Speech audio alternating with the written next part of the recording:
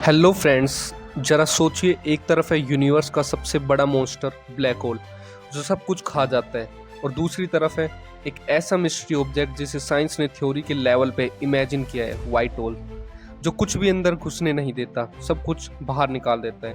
अब सवाल ये है, अगर एक दिन ये दोनों टाइटन्स ब्लैक होल और वाइट होल टकरा जाए तो क्या होगा? क्या यूनिवर्स खत्म हो जाएगा या कुछ ऐसा बनेगा जिसका हमने कभी सपना भी नहीं देखा? चलिए इस माइंड ब्लोइंग साइंटिफिक एडवेंचर में चलते हैं। तो शुरू करते हैं शुरुआत से।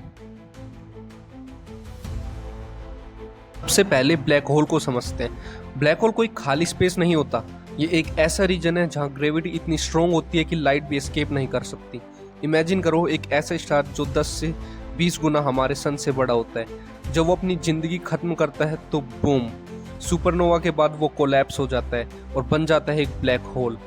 इसके अंदर के सेंटर होता है सिंगुलैरिटी, जहाँ मैटर इन्फिनिटी तक कंप्रेस्ड होता है, और उसके आसपास होता है इवेंट होराइजन, एक इनविजिबल बाउंड्री। जो चीज़ इसके अंदर चली गई वो कभी वापस नहीं आती। Basically what goes in never comes out. Cool ना, और टेरिफाइंग भी। अब मिलते हैं ब्लैक होल के थ्योरेटिकल ट्विन से, वाइट होल। आपने सुना तो होगा ऑपोजिट अट्रैक्ट, तो ये रहा इसका ऑपोजिट।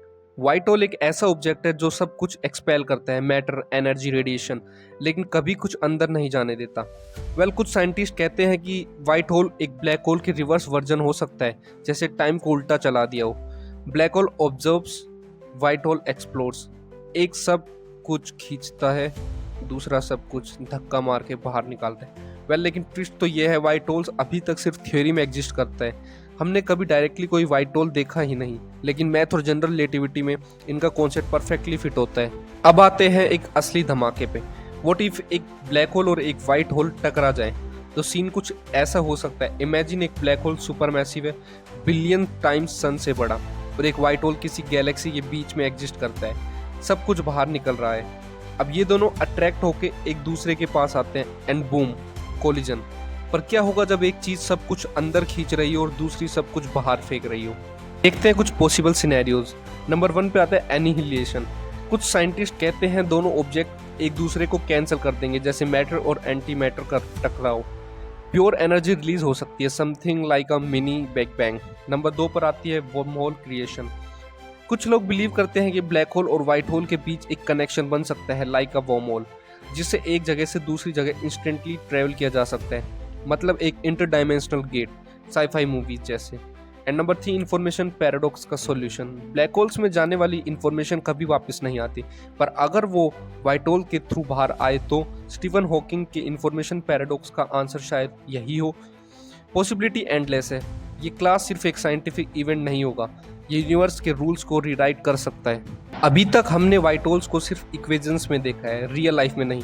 शायद फ्यूचर में हम ग्रेविटेशनल वेव्स के जरिए उनका सिग्नल पकड़ पाएं, बट शायद किसी दिन नासा या इसरो का सैटेलाइट एक व्हाइट होल डिटेक्ट करे, और शायद किसी और गैलेक्सी में ये क्लैश ऑलरेडी हो चुका हो, उसका इम्पैक्ट अभी तक हम तक नहीं आया हो। साइंस फिक्शन की जैसे लग रहा है ना?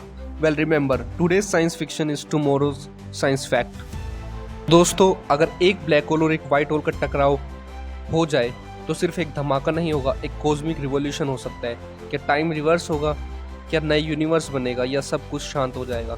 जवाब शायद फ्यूचर साइंटिस्ट देंगे, लेकिन इमेजिनेशन की इस दुनिया में हम सब ऑलरेडी उस जर्नी पर निकल चुके हैं। तो कीप वॉचिंग द स्काईज और सोचना बंद मत करो। अगर मजा आया हो तो लाइक करो, शेयर करो और कमेंट में लिखो।